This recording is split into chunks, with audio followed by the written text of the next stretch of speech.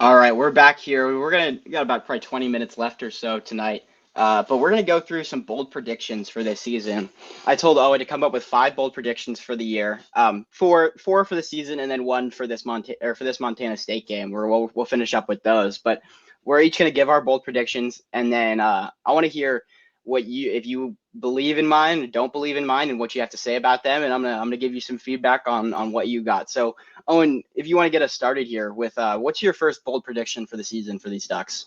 All right, well, so we know that these Ducks do very well when they don't give up a ton of points. I mean, that's what any college football team does, but especially the Ducks. Under Dan Lanning and Tosh Boy, they're almost perfect when they don't give up 32. I'm saying the Ducks don't give up 30 or more points in the regular season. If they do so, I think they have a really great chance at another spot in the Big Ten championship game. How do you feel about that? I think that's one that could absolutely happen because I think the biggest threat to put up points like that on the Ducks is Penn State, and obviously you Yep. saw them get into a shootout with Penn State last year where it ended up being 45-38.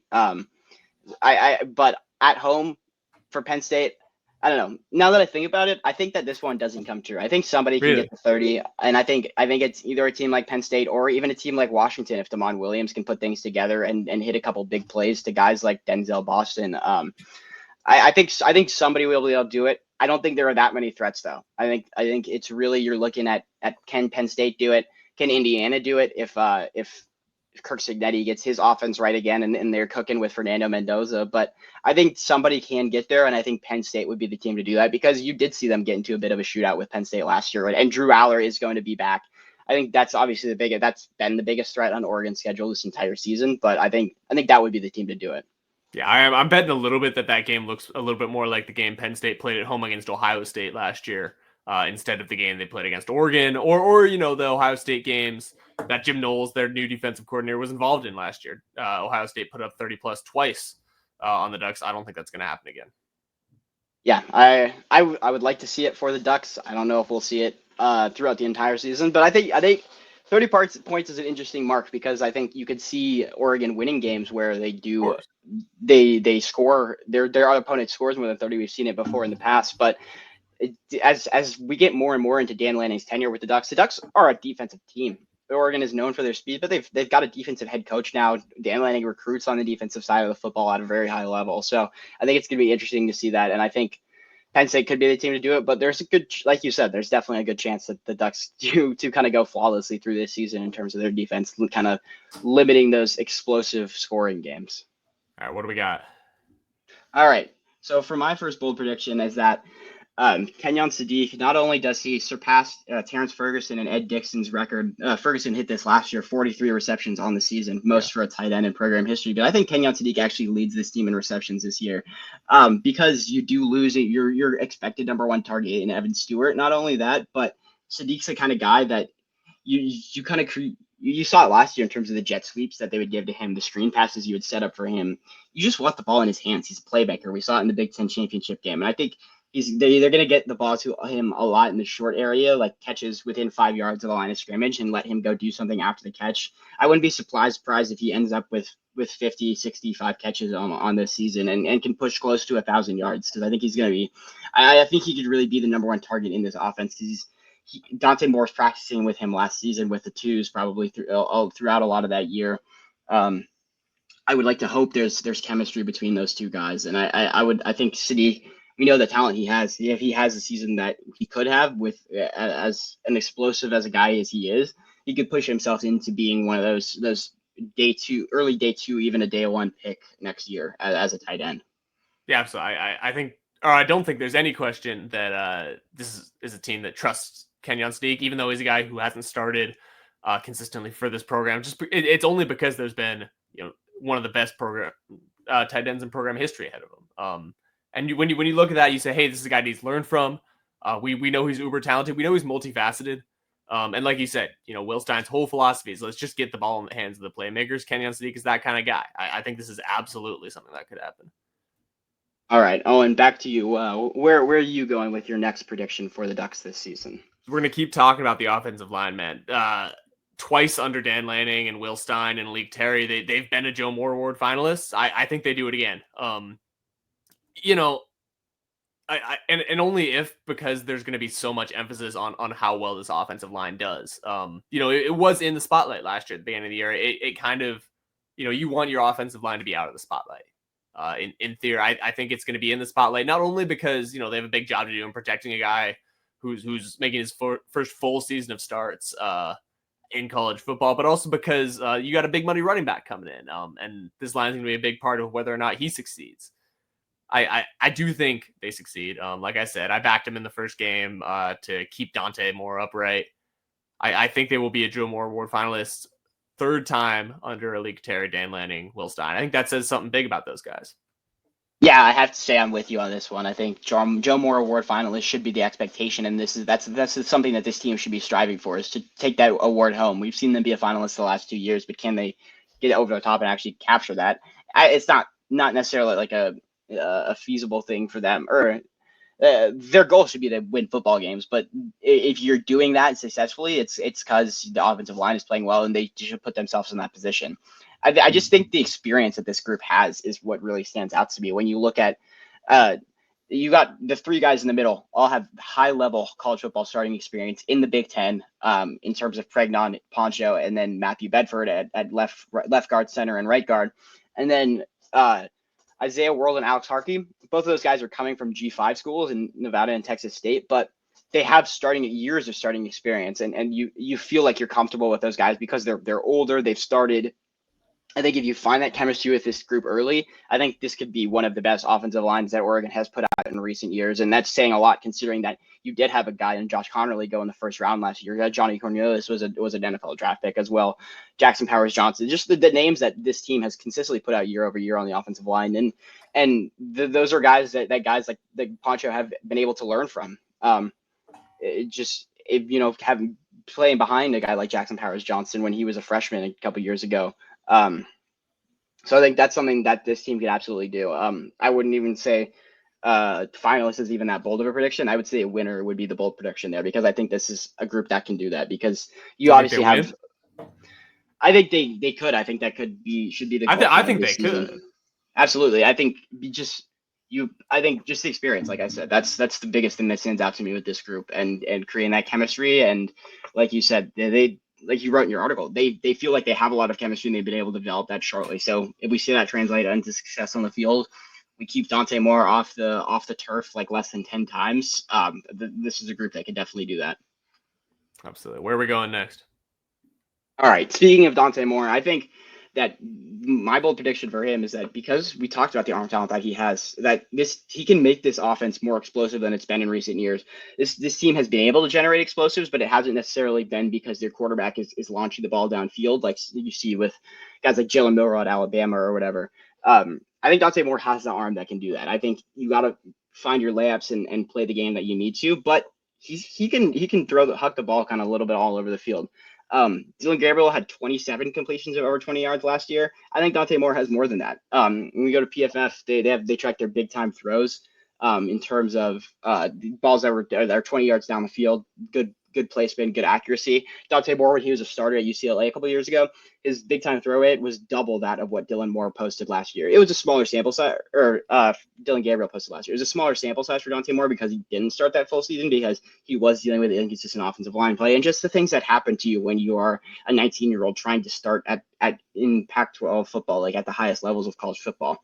I think Dante Moore could push towards 30 plus completions over 20 yards and really generate those explosives within this offense that maybe haven't been there always with a guy like Dylan Gabriel, who's a lot better at kind of playing under control and kind of taking the things that the defense gives you.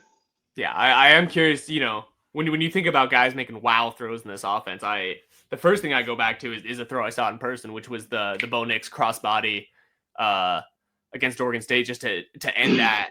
Yeah. When I think of wow throws, like, there is something to that, because, you remember now. The one for me is Bo Nix to Troy Franklin before you got to Oregon against UCLA, just deep over the middle. I think Dante Moore is the type of receiver who, and especially when you have explosive guys like DeCorian Moore in the offense, who can hit those kinds of throws. And how do I phrase this? everything in the world is great about a short completion offense that keeps you going, and you hype guys up by saying, hey, you're really consistent. But there's some to throws like the ones that Bo made to Troy Franklin, that just really make you believe. They fire your team up. They get them excited to go run deep. I think it if you can can really have a change guy the who can do game that, too. yeah, absolutely. It's an entirely different threat to what Oregon did last year. Dylan Gabriel could make big time deep throws. We saw it against Ohio State a couple times, but to really have a guy who for whom that's a weapon, and that's really something you have to focus on would be really huge for these Ducks. All right, going back to you, Owen, where's your next prediction for this team? I'm excited because we got differing opinions here. I don't think Oregon has the Big Ten sack leader. We've talked a lot about how excited we are for this defensive line. I took them first overall when we were drafting the best units last week, but I don't think that there's an individual player here who leads the Big Ten in sacks. I think the Ducks will lead the Big Ten in sacks as a group. I think this is going to be one of the best groups in the country. But I don't think there's a single guy who's going to stand out, because there's going to be so much focus on a guy like Mateo, who was in the top 3 in the Big Ten in sacks last year. But I think you're going to see so much rotation there. And while there will be a first 4 that you like, it's not going to be one guy really pushing to get the most sacks. Okay, so I'll just go ahead and say go ahead, because, please. My prediction here is that Mateo is the Big Ten sack leader because I think he just is. I understand where you're coming from in terms of this is. I think they are going to rotate. I think Mateo might end up with maybe slightly less snaps than he had last year, but just because you feel a little bit more comfortable with guys like Ashton Porter coming into the game and bringing in guys like Elijah Rushing and Blake Purchase. But I think he's just that talented of a player and that much of a havoc wrecker in the backfield that I think he gets there again. Like we said, finished top 3 in the Big Ten in sacks last year with 10.5, only behind Abdul Carter, the number 3 pick of the draft, and then JT Tuimoloau, a super highly rated prospect coming out of Seattle here, actually. Who we should also know, both those guys played 2 more games than he did by the end of the season. That's true as well. But either way, those are the only 2 guys who finished ahead of him on the sacks list. And then you look at some other guys. Mikhail Kamara from Indiana had 10 for them last season. And then the guy that everyone's hyping up right now as kind of the next edge rusher to come out of Penn State, Danny Denise-Sutton, had 8.5 sacks for them last year. I think he could definitely be challenging Mateo. And I do understand where you're coming from in terms of I think this is going to be a talented group, and I like that call that they won't have the individual sack leader, but the team as a whole will lead the conference in sacks. I think that's a good one right there. But I think Mateo is going to be a big part of that, and I think he finishes close to 14, 15 sacks and really puts himself into that first round conversation and could potentially be a guy who goes top 10 because you just look at the physical tools that he has at his size. You stand in front of him and you're like, that was one of the first wow moments I had as a college football reporter when I was showed up to my first practices last season or coming off of Mateo's freshman year. And he was standing in front of me. I was asking him questions. I was like, God, this guy is big, man. He is a big dude. He's got long arms and really athletic. Like he can get after the quarterback. We saw it last season. I think he's just going to only continue to get better and better. Yeah, and that take in no way means that he's not going to be in the conversation for Big Ten sack leader. I think he absolutely will be in that conversation. I just think he's going to lose out to guys who maybe are more of the 1-star guy on teams. Except I'm just betting on the Ducks to have a bunch of stars. Yeah, absolutely. All right, where are we going with this next prediction from you? All right, I had to come with some. I wanted to look a little bit at the postseason, at this playoff format. I think the Ducks will host a first-round college football playoff game. Saying this not only because I think it'll happen, but also because I would really love to see what the atmosphere looks like for a playoff game at Autzen Stadium. I think it happens. The most likely way that this happens, is to say the Ducks maybe go to the Big Ten championship game rather, and lose, or are the top qualifier not in that Big Ten championship game. Probably the first one, and I think it would be really exciting. Just to see especially because there's not a game like that Ohio State game at Autzen Stadium this year. I would love to see it firing. Ducks, obviously haven't hosted one since they switched the format. I think it would be really exciting. Maybe this is just wish fulfillment.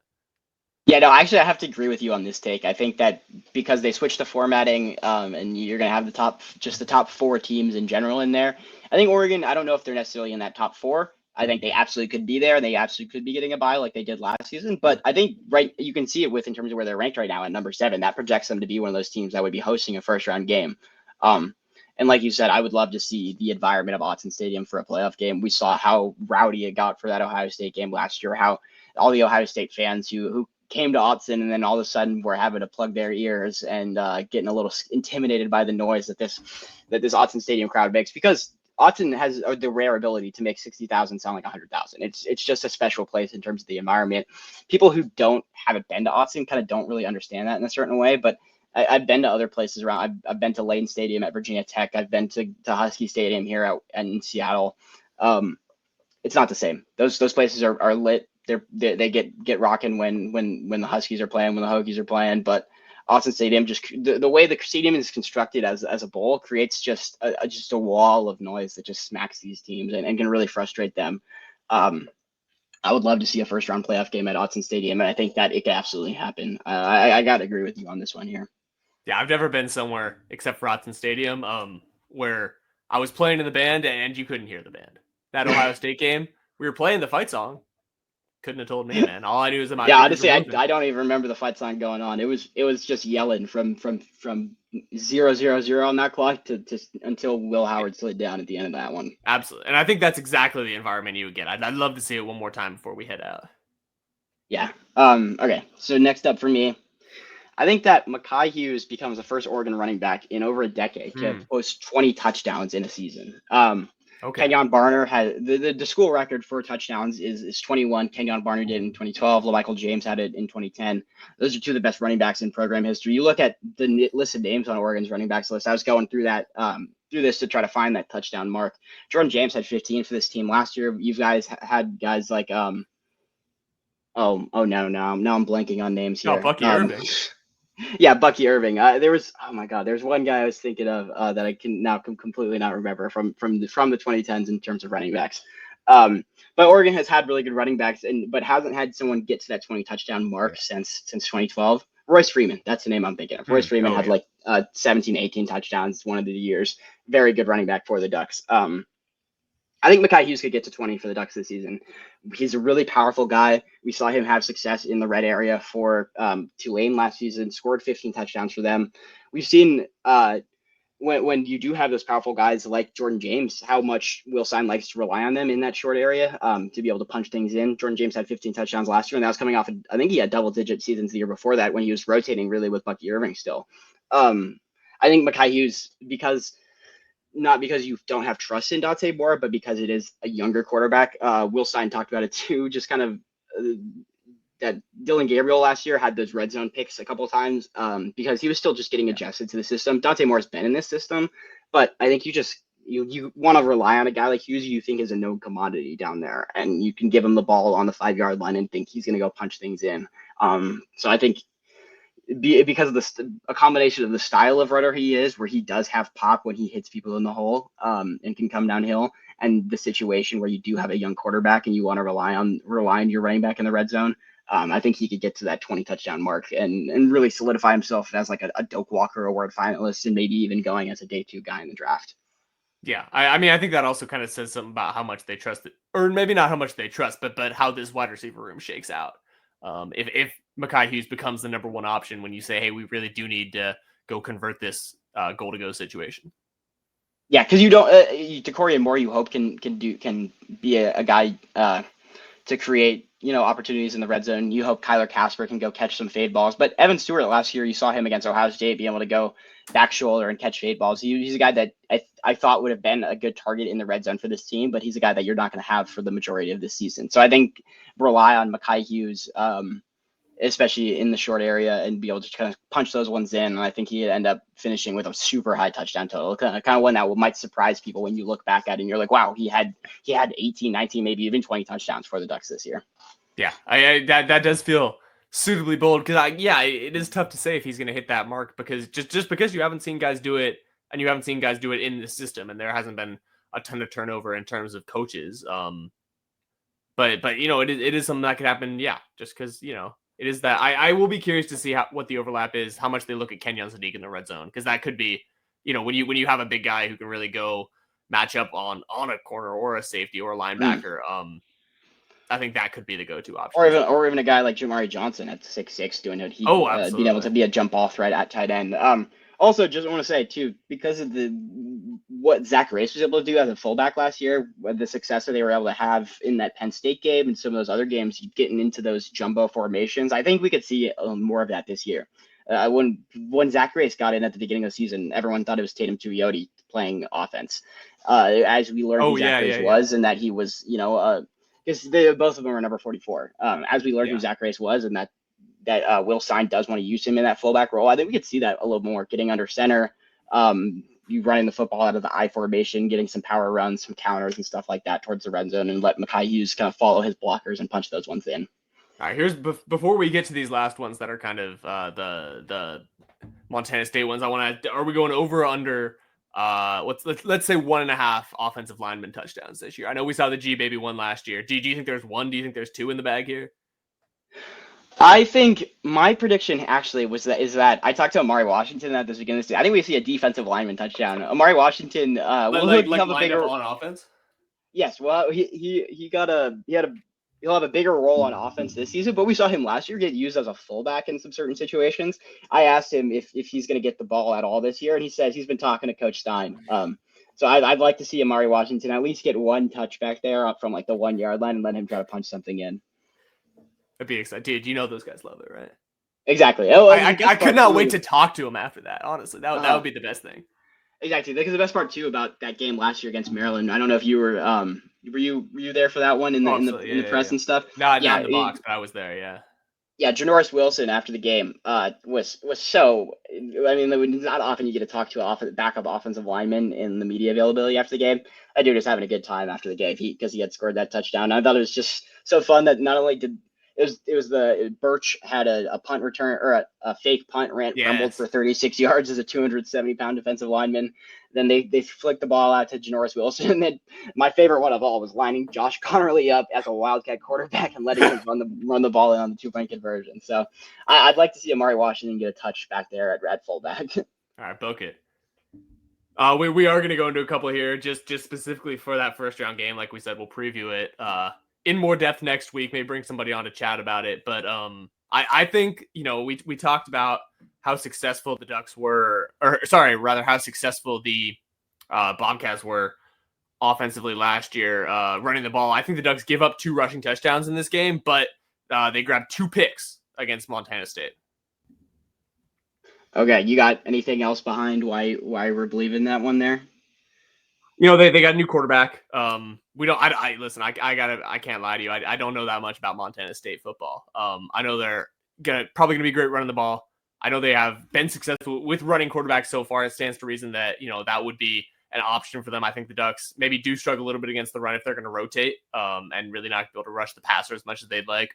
But I think this secondary will step up.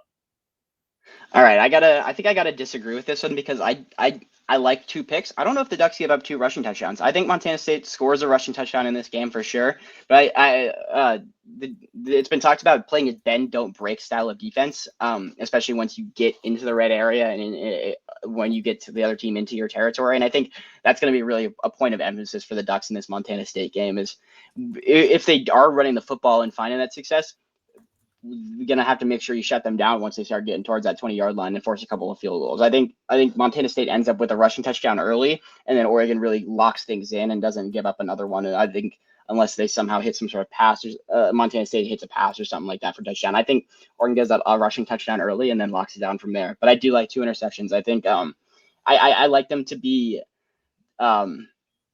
like caused by pressure. I think they'll be caused by pressure type of interceptions where they said a blitz or Mateo Uiagalelei is getting home and all of a sudden the quarterback has to throw one out there, or is throwing one up as he's getting hit and someone can find the ball and pick it off. Like I wouldn't be surprised if we see a guy like Bryce Betcher end up with an interception where he's kind of just around the ball and it gets tipped up in the air and he can make a play on it.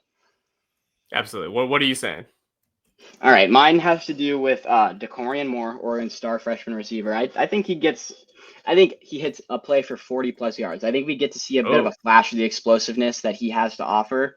I wrote in my notes here, reception or maybe even a punt return with the eyes emoji, because that's how kind of I was looking at myself as I wrote that down.